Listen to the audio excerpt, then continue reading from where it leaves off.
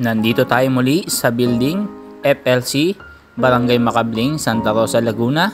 At kung ikaw ay buong buo na ang loob mo at hindi ka na paaawat, ay ikakasal ka na sa iyong bagong motorsiklo, ang Honda Click 125 50th Anniversary Limited Edition.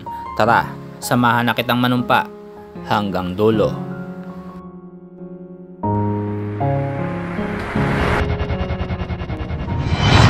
Boss Motovlog.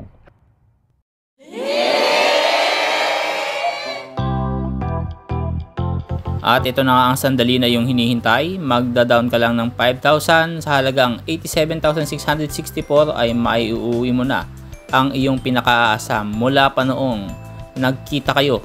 Unang sulyap mo pa lang ay nalabat per sight ka na sa motorsiklong ito. Hindi mo maitago ang maramdaman mo nang una mo siyang makita ng basang-basa. Pero sa kabila ng siya ay medyo basa, ay gandang-ganda ka pa rin sa kanyang tindig. At ito ang naging dahilan at naging susi para sa iyo na talagang makapag-decide na siya na nga.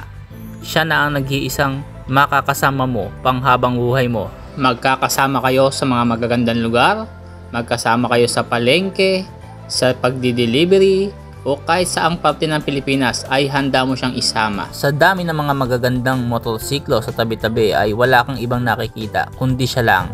Siya lang sa panaginip mo, siya lang ang tinatanaw mo pag pauwi ka na ng trabaho. Kahit saan mo siyang tingnan ay gandang-ganda ka sa kanya. Kaya naman buong-buo na ang loob mo. Hinanda mo na ang 5,000 pesos dahil hindi mo kaya kunin ng cash. Maiuwi mo na ang 50th Anniversary Limited Edition Click 125i ng Honda. Tara, alamin natin kung ano ang specs and features ng motor na to para naman mas lalo kang ma-inlove at talagang wala kang pagsisisihan hanggang dulo.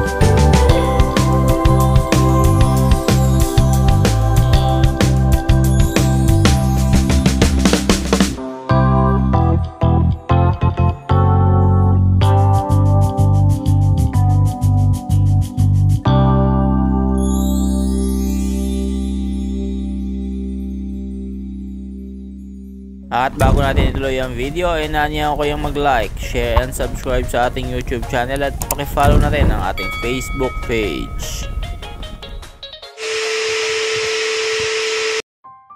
At ito na nga yung panahon na sinisipat-sipat mo pa lang yung motor at sa unang tindigan at sa first glance ay makikita mo na talagang ibang-iba. Stand out ang disenyo ng Honda Click, kaya naman ito yung naging game changer. Ito yung naging number 1 scooter ngayon sa Pilipinas dahil sa napakataas na sales na hinakot nito. At kung mapapansin nyo, ibang-iba na po ang mags nito ngayon. So halos ganun pa rin yung pormahan sa version 2. Pero ngayon mas pinaiba na yung kulay. Limited edition po kasi ito. Ibig sabihin, limited lang yung stock. So pag naubos, wala na po yung kasunod. Siya lang po yung nag-iisang ganito yung forma.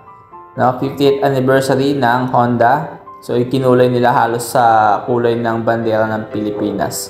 Sa pagiging 50 years na servisyong ibinigay ng Honda, ito yung kanilang modelo para sa Click. Matalas pa rin ang mga edges at yung kanyang mga kulay talagang stand out sa lahat. Makikita nyo yung logo ng 50th anniversary limited edition. Ayan. Honda Philippines Incorporated 50 years anniversary at nasa pinaka unahan niya ng inyong headlight.